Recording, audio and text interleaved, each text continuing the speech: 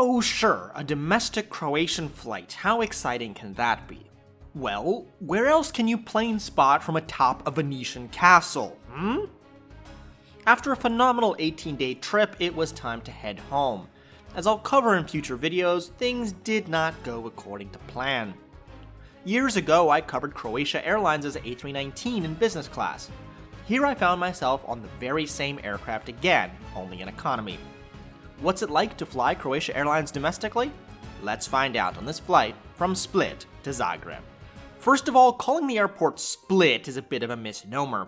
The airport is actually much closer to Trogir, a beautifully preserved medieval Venetian town, where you can watch the final approach of aircraft from atop a castle. Move over, St. Martin. Castle beats beach. Second, a quick note about booking this flight. I originally booked the trip from Split to Zagreb to Istanbul all in economy, then Istanbul to Chicago in business class using Avianca Life Miles. One of the quirks of Life Miles is that by adding economy legs, it'll actually lower the price of a business class award ticket, hence my traveling in economy within Europe. Sadly, I didn't get to indulge in Turkish business class as planned, but again, that's for a future video. I arrived at the airport before 5 AM for a 6 AM flight, yet the check-in desks weren't even open yet, so we queued. I was pleasantly surprised how sleek and modern the Split airport was given the low passenger load, and there was a single large hall divided between international and domestic.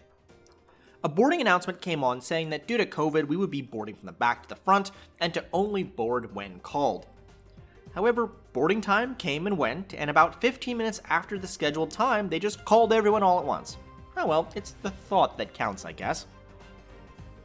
We walked out to the aircraft and I saw it was the same aircraft's Zadar that I had reviewed in business class years ago.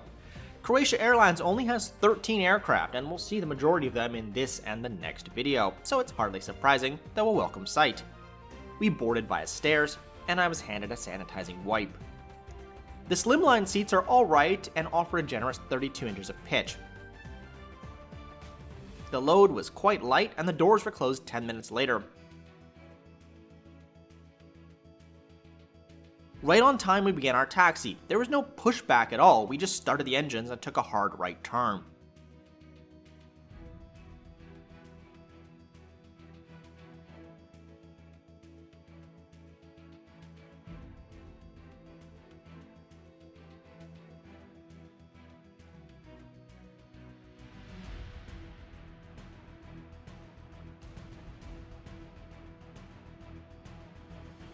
We took off from Split towards the east.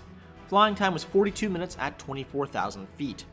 Our ascent path was quite interesting, as we first flew towards Split, before corkscrewing back towards Trogir, and then turning north. It did make for a good view though. There's no service on such short domestic flights, though a bottle of water is appreciated. But you know what's not appreciated? The overhead monitors blaring tourism ads for Croatia, with the sound on.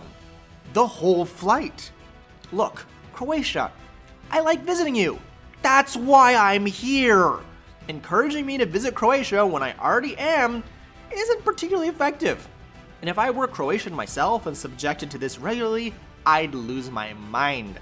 Though a domestic flight, we spent about half of the flight over Bosnia-Herzegovina, flying north then northwest, before descending through the clouds to land at Zagreb.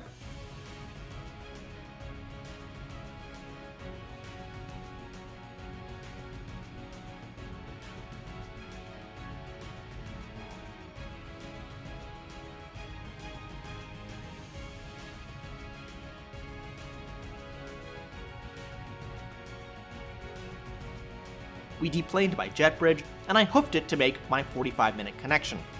I made it. My bag, sadly, did not. So, Croatia Airlines domestic. It was perfectly fine for such a short flight. Frankly, you won't have much of a choice for direct flights, though there's also the occasional trade air flight. The plane was comfortable enough, the crew efficient if not overly friendly, and the scenery quite remarkable.